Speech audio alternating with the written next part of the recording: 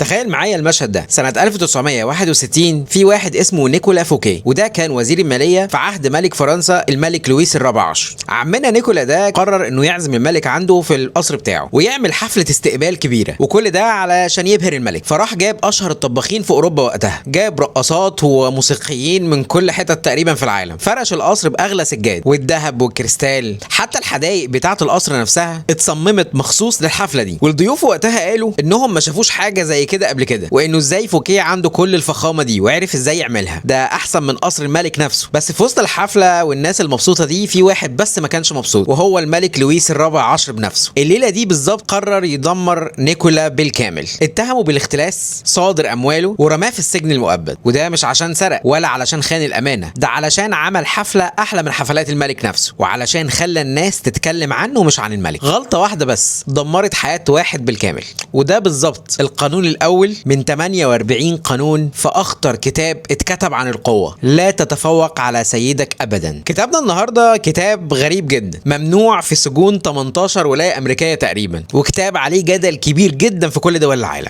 النهاردة هنفهم ليه الكتاب ده بيخوف السجون وبيفتن اقوى ناس في العالم. كتابنا النهاردة هو The 48 Laws of Power لروبرت جرين، اتنشر اول مرة سنة 1998. روبرت جرين اتولد سنة 1959، درس التاريخ الكلاسيكي في جامعة كاليفورنيا، وقبل ما يكتب الكتاب ده اشتغل تقريبا في 50 شغلانة مختلفة، من اول عامل بناء لحد ما كان بيكتب في هوليوود. من كتر الوظائف اللي اشتغل فيها طول حياته لاحظ حاجة مهمة جدا، انه في كل مكان القوة ليها قوانين خفية، واللي بيعرفها بيكسب واللي ما بيعرفهاش طبعا بيخسر. روبرت بيقول انه قرأ تقريبا اكتر من 200 كتاب قبل ما يكتب الكتاب بتاعه، درس سير نابليون وكليوباترا، ميكافيلي وسان تزو، خد تقريبا 3 سنين علشان يجمع 48 قانون مستخلص من 3000 سنة حضارة بشرية. والنتيجة انه الكتاب باع اكتر من 1,200,000 نسخة، واترجم لاكتر من 24 لغة مختلفة. زي ما اسم الكتاب هو 48 قانون، فحرفيا الكتاب فيه 48 قانون علشان تبقى قوي وتبقى عندك السيطرة على الناس.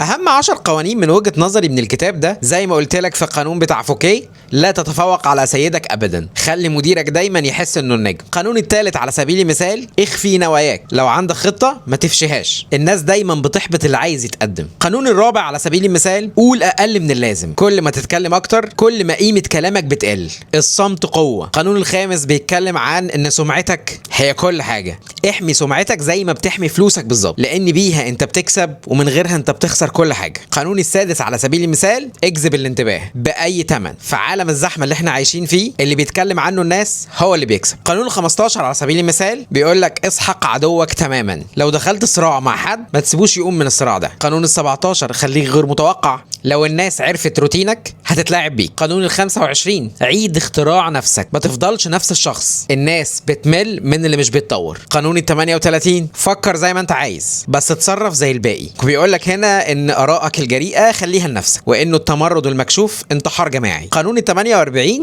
اتقن فن عدم الشكل، اوعى تتمسك بشكل واحد او استراتيجية واحدة، خليك مرن كده زي المية. والكتاب بيتكلم عن قوانين كتيرة من وجهة نظري، في منها الاخلاقي وفي منها اللا الحقيقة، زي انه ما تثقش في اصحابك، انه تخلي الناس تشتغل بدالك او تعمل الشغل بتاعك، تخلي الناس هي اللي تجيلك، اتجنب المنحوسين على سبيل المثال، خلي دايما الناس محتاجالك. ومن ضمن الحاجات: تنكر كصديق واعمل كجاسوس، ما تلتزمش بحد، اتقن فن المجاملة، وخلي ايدك نظيفة. ودول كانوا بعض القوانين، في منهم اللي وراه قصص وحكايات هتخليك تشوف العالم بعين تانية الحقيقة. وخليني اقول لك حاجة مهمة، ان الكتاب ده انا من وجهة نظري بعتبره سلاح ذو حدين، لانه هيعلمك ازاي تحمي نفسك من الناس اللي ممكن تتلاعب بيك، وهيخليك تفهم مثلا الألاعيب بتاعت السياسة والبيزنس اللي بتحصل حواليك، وهيدي لك كمان الادوات اللي تفهم بيها ازاي تتعامل مع الناس. بس خليني اقول لك انك لو طبقته حرفيا هتبقى شخص مكروه ووحيد. وخليني اقول لك انك تقرا الكتاب ده علشان تفهم، وانك تستخدم الحكمة مش الخدعة، وتحافظ على مبادئك وتكتسب احترام الناس. لان برضو في النهاية القوة الحقيقية مش انك تخوف الناس منك، القوة الحقيقية انك تخلي الناس تحبك وتحترمك وتدعمك بارادتها. لما يجي نتكلم بقى عن تقييمات الكتاب، فتقييم الكتاب على جود ريد باكتر من 200,000 مراجعة ب4.1/5، وتقييمه على امازون بحوالي 84,000 مراجعة ب4.7/5. وخليني اقول لك الكتاب ده مفيد ليك لو مهتم بالسياسة او البيزنس وعايز تفهم الكواليس والالاعيب اللي بتحصل، بتحب التاريخ والقصص، فالكتاب مليان حكايات الحقيقة بتاعت ملوك وقادة هتعجبك، فالكتاب ده ليك.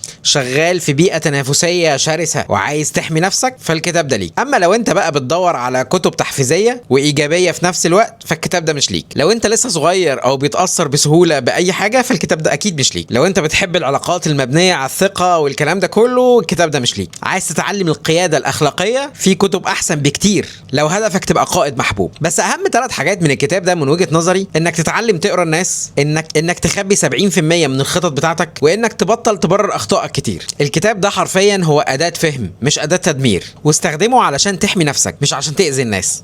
كتاب 48 قانون إنه العالم مليان ألعاب خفية، يا إما تتعلم القواعد أو لا مؤاخذة تبقى أنت اللعبة اللي يتلعب بيك. والسؤال هو دلوقتي مش إن أنت هتقرا الكتاب ده ولا لا، السؤال هو هتقراه وانت واعي ولا هتقراه وانت خايف. انا عايزك تقرا وتفهم وتحكم بنفسك، لان المعرفة قوة والجهل ضعف.